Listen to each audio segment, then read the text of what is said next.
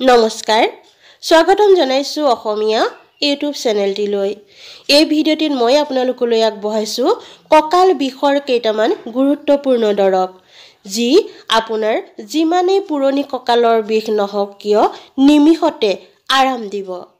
আমাৰ মাজৰে এনেকুৱা বহুতো লোক আছে যি নেকি কঁকাল বিষত একেবাৰে ভুক্তভোগী বহুকেইজনে কমেন্টত মোক কৈও আছে কঁকাল বিষৰ ওপৰত ভিডিঅ' দিবলৈ ইতিমধ্যে এই চেনেলটিতে মই কঁকাল বিষৰ ওপৰত কেইবাটাও ভিডিঅ' দিছো হয়তো ভিডিঅ'খিনি পুৰণি হৈ যোৱাৰ কাৰণে আপোনালোকৰ ওচৰত পোৱাৰ দিগদাৰ হৈছে সেয়েহে ভাবিলো পুনৰ আপোনালোকলৈ আগবঢ়াও এই দৰৱসমূহ আমাৰ অসমখন বন দৰৱতে চহকী যদি আমি অকণমান গুৰুত্ব দিওঁ তেতিয়াহলে আমাৰ ওচৰে পাজৰে থকা যিখিনি প্ৰকৃতিৰ পৰা উৎপন্ন গছ লতা তৰুতৃণ আছে সেইখিনি আমাৰ বন দৰৱৰ কাম কৰে মহা ঔষধিৰ কাম কৰে তাৰে কেইটামান ঔষধ মই বাছি আপোনালোকলৈ আগবঢ়াইছো কঁকাল বিষৰ কাৰণে এই চেনেলটিত যেহেতু মই বন দৰৱৰ ওপৰতেই ভিডিঅ' দিওঁ বন দৰৱসমূহ চিনাকি কৰি দিওঁ কোনজোপা বন দৰৱৰ নাম কি কেনেকুৱা কিমান পৰিমাণে কি বেমাৰত কেনেকৈ ঔষধি হিচাপে ব্যৱহাৰ কৰিব পাৰি সকলোখিনি খৰচি মাৰি জনাই ভিডিঅ' দিওঁ যদি সেইখিনি প্ৰয়োজন বুলি ভাবে তেতিয়াহলে চেনেলটি সাবস্ক্ৰাইব কৰি থব আৰু ভিডিঅ'খিনি লগে লগে দিয়াৰ লগে লগে পাবলৈ আপুনি বেল আইকনটো টিপি থব লাইক কৰিব যদিহে ভিডিঅ'টি ভাল লাগে আপোনাৰ সহায় হোৱা যেন ভাবিলে আনৰো সহায় হওক তাৰ যদি কামনা কৰে তেনেহলে ভিডিঅ'টি শ্বেয়াৰো কৰিব আহক এতিয়া আমি মেইন টপিকটোলৈ যাওঁ কঁকাল বিষৰ ৰামবাণ ঔষধি বন দৰৱ সৰ্বপ্ৰথমে মই কঁকাল বিষৰ কাৰণে যিটো বন দৰৱ আপোনালোকলৈ আগবঢ়াইছো সেইটো অতি সহজতে আমাৰ হাততে পোৱা সেইটো হৈছে জায়ফল আমি কোনেনো চিনি নাপাওঁ নহয়নে এই জায়ফলে যে আপোনাৰ কঁকালৰ বিষ ভাল কৰে কিমানেনো জানে জায়ফল এনেকুৱা এবিধ বন দৰৱ যি নেকি কঁকালৰ বিষ যিমান পুৰণি হওক যিমান বেছি হওক নিমিষতে নাইকিয়া কৰিব পাৰে জায়ফলৰ আৰু বহুতো ঔষধি গুণ আছে সেইখিনি মই পিছলৈ আপোনালোকক জনাম এতিয়া জানক জায়ফলে আমি কেনেকৈ কঁকালৰ বিষ দূৰ কৰিব পাৰো কঁকালৰ বিষৰ কাৰণে জায়ফল জোপাৰ প্ৰতিটো অংশই আমাৰ দৰকাৰী হৈ পৰে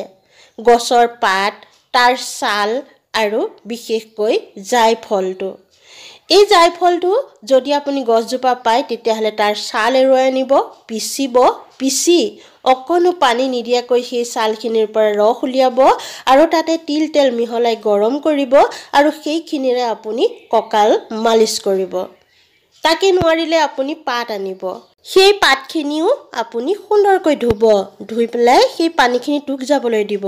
আৰু এনেকুৱাকৈ পিচিব যাতে তাত এটোপালো পানী নিদিয়ে আৰু সেই পাতৰ যিকণ ৰস ওলাই সেইকণ ৰসেকে এৰা পাতৰ গছৰ গুটিৰ পৰা যি তেল উলিওৱা হয় কেষ্টৰ অইল বুলি যদি আপুনি বজাৰত কিনিবলৈ পাব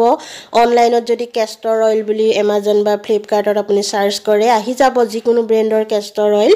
আপুনি অৰ্ডাৰ কৰি ল'ব পাৰে সেই কেষ্টৰ অইল যিটো নেকি এৰাপাতৰ গছৰ গুটিৰ পৰা উলিওৱা হয় সেই তেল আপুনি সেই ৰসৰ লগত মিহলাই আগতীয়াকৈ সেই ৰসখিনি অকণ গৰম কৰি ল'ব অকমান গাঢ়া কৰি ল'ব তাতে আপুনি ঠাণ্ডা হ'বলৈ দি এৰাপাতৰ গছৰ পৰা যি কেষ্টৰ অইল উলিওৱা হয় সেই তেল মিহলি কৰি ল'ব 1 চামুচ 2 চামুচ তাৰ পাছত সেই তেলখিনিৰে ৰসৰ সৈতে মিহলোৱা সেইখিনিৰে আপুনি কঁকালৰ বিষ মালিচ কৰক দিনটো যিমানবাৰ পাৰে আপোনাৰ যিমানবাৰ সুবিধা হয় সিমানবাৰে মালিচ কৰক যিমান দিনটোত ঘনে ঘনে মালিচ কৰিব সিমান সোনকালে কঁকালৰ বিষ ভাল হ'ব যদি আপুনি দিনটোত এবাৰহে মালিচ কৰে তেতিয়াহলে অলপ বেছিকৈ দিন লাগিব যদি দুবাৰ কৰে তাতকৈ অকণ কম লাগিব যদি তিনিবাৰ কৰে তাতকৈ অকণ কম লাগিব যিমান ঘনাই মালিচ কৰিব পাৰে সিমান সোনকালে আপুনি কঁকালৰ বিষ একেবাৰে নাইকিয়া কৰিব পাৰিব যদি আপোনাৰ কেষ্টৰ অইল পোৱাটো অলপ অসুবিধা হয় অনলাইনতো কিনিবলৈ অনলাইন কৰিবলৈ আপোনাৰ অসুবিধা নিচিনা হয় তেতিয়াহলে তিলৰ তেল ল'ব তিলৰ তেল এনেও যতে ততে পোৱা যায় যদি আপুনি যতে ততে নাপায় নিজে তিল কিনি আনি তাৰ পৰাও আপুনি তেল উলিয়াই ল'ব পাৰে মুঠৰ ওপৰত তিলৰ তেল বা কেষ্টৰ অইল ল'ব যদি পাৰে কেষ্টৰ অইল ল'ব খুব ভাল এইখিনিতে হয়তো আপোনালোকৰ বিভিন্ন জনৰ মনলৈ দুবিধা আহিব পাৰে যে আমাৰ ওচৰৰ পাজৰে জাইফলৰ গছেই নাই যিহেতু তেতিয়াহ'লে সেই গছজোপাৰ পৰা ছাল কেনেকৈ এৰুৱাই আনিম পাত ক'ৰ পৰা পাম তাৰো এটা আপোনালোকক কওঁ শুনক যদি পাত ছাল আপুনি নেপায় গছ আপোনাৰ ওচৰত নাই তেতিয়াহ'লে আপুনি জাইফল বিচাৰিব জাইফল আমাৰ আনুষ্ঠানিক যি মাংগলিক কাৰ্য তাত আমাৰ ব্যৱহাৰ হৈয়ে থাকে গতিকে জাইফল বজাৰতো পোৱাটো একদমেই স্বাভাৱিক যিকোনো বজাৰৰ যিকোনো দোকানতে আপুনি জাইফল কিনিবলৈ পাব জাইফল এটা আপুনি বজাৰৰ পৰা কিনি আনক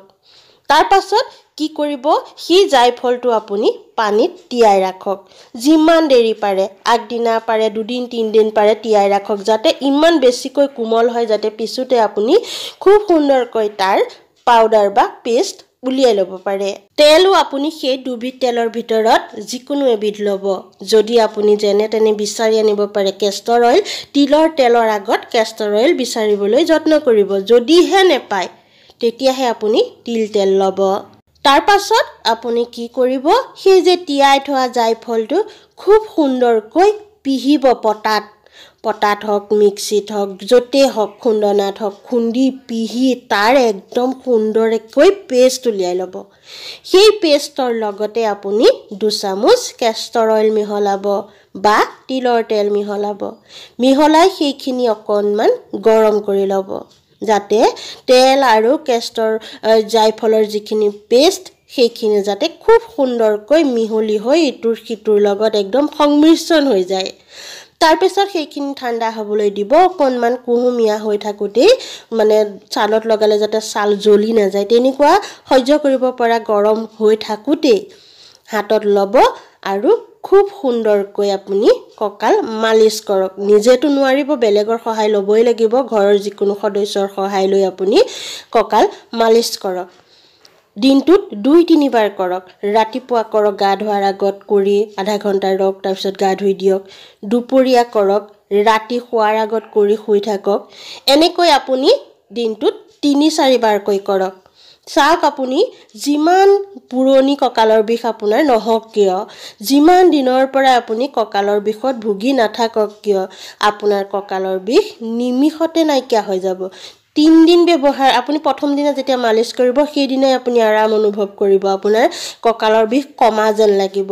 দিনটোত যেতিয়া 3-4 বাৰ কৰিব সেই দিনটোতে আপুনি অনুভৱ কৰিব পাৰিব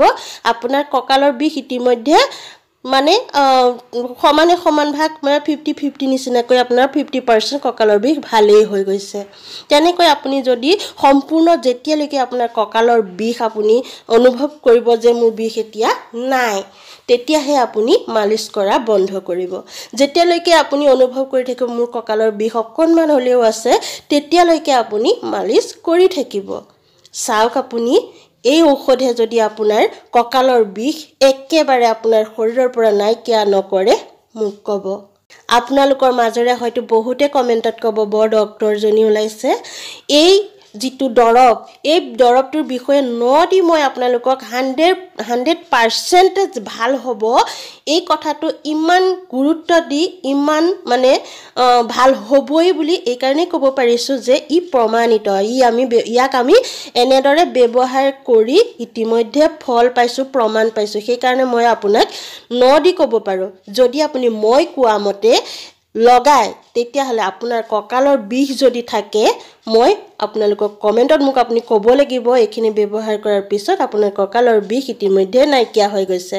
ইয়াত দিয়া বনদৰৱেৰে বহুতেই উপকাৰ পাইছে বহুতেই কমেন্টত এই বনদৰৱসমূহৰ পৰা ফল পাইছো বুলি মোক জনাইছে মোৰো ভাল লাগে আপুনিও যদি এই দৰৱ ব্যৱহাৰ কৰি সুফল পায় যদিহে পায় মইতো কৈছো পাবই